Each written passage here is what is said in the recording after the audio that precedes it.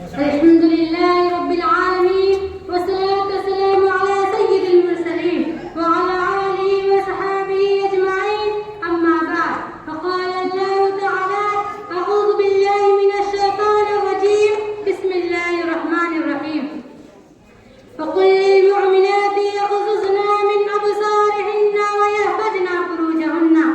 صدر محترم حکام صاحبان مسلم مربی اساتذہ اکرام اور دور دراز سے تشریف لائے ہوئے مہمانان اعزاز اور دینی ملی بھائی اور بہنوں، آج کے اس سالانہ انجمن میں جس موضوع کے تحت کچھ عرض کرنا چاہتی ہوں وہ ہے پردہ اور اسلام. میرے پیارے بھائیوں اور بہنوں، پردہ کے موضوع پر کچھ عرض کرنے سے قبل میں چاہتی ہوں کہ وضاحت کرتا کہ پردہ ہے کیا. پردہ دراصل اسلام کا عورتوں کو دیا گیا ایک تاکیدی حکم ہے. دراصل ایک مومنہ کا عزت و عصمت کا حفاظت کا بہترین ذریعہ ہے. اس کی پجاری کو نگاہوں سے بچنے کے لیے ایک ڈال ہے. حقیقت یہ ہے کہ ایک عورت جب تک پردے میں ہے اور لانے کی مستحق ہے، اور جب وہی عورت بازار کی نمائش بن جائے تو پھر عورت نہیں رہ جاتی، کیونکہ عورت کے معنی یہ ہے جس کو چھپایا جائے. عربی میں شرمگاہ کو عورت کہتے ہیں.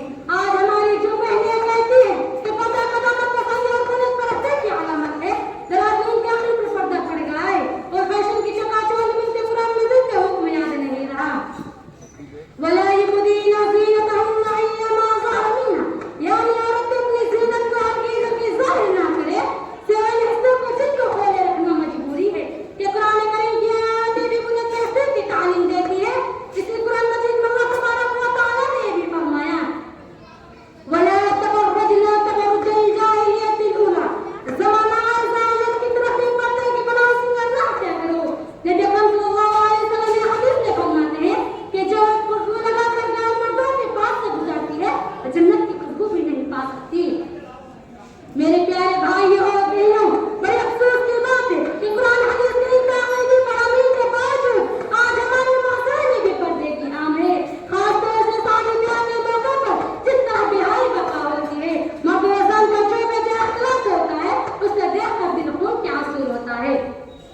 کہ یہی تعلیم دی ہے ہمارے رسول صلی اللہ علیہ وسلم نے ہمیں کہ ہمیں حضرت فاطمہ زہرا رضی اللہ عنہا کا نام نہیں لینے کہا ہے، جن کا پردے کا اعلان تھا کہ انہوں نے اپنا جنازہ نام میں نکلنے کی وصیت کی تھی مبادا ان کی لاش پر کسی غیر مرد کی نگاہ پڑ جائے. میرے پیارے بھائیوں اور بہنوں، کہ ہمیں حضرت عائشہ صدیقہ رضی اللہ عنہا سے بڑی نسبت رکھنے کا حاصل ہے، جن کا حال یہ تھا کہ روزانہ قرآن مجید کی تلاوت کرتی تھی مگر کبھی ان کی آواز حضرت رسول باہر نہیں سنی گئی.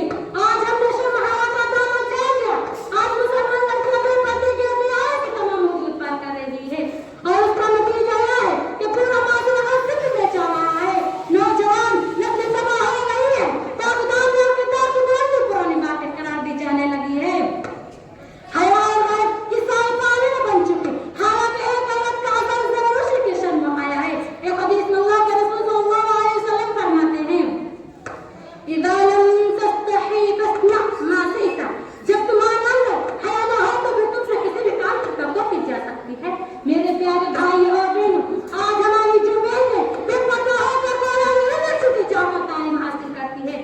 میں اپنی تعلیم کے خلاف نہیں ہوں. اگر مسلمان لڑکیاں ڈاکٹر نہیں بنے گی تو پھر مسلمان خواتین کے علاج کون کرے گا؟ ٹیچر نہیں بنے گی تو مسلمان لڑکیوں کو پڑھائے گا کون؟ مگر تعلیم کرتی میں نے اسلامی حدود کی پابندی کر کے بھی تو حاصل کی جا سکتی ہے.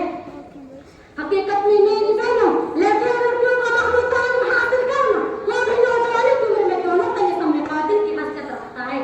اما عائشہ رضی اللہ عنہا پردے میں رہنے کے باوجود بڑے بڑے صحابہ کو فتویٰ دیتی تھی اور دین کے سلسلے میں ان کی رہنمائی کرتی تھی. اللہ تعالیٰ نے ان مقدس صاحب نقش قدم پر چلنے کی توفیق عطا فرمائے. آمین. وآخر دعوانا الحمد للہ رب العالمین. السلام علیکم ورحمۃ اللہ وبرکاتہ.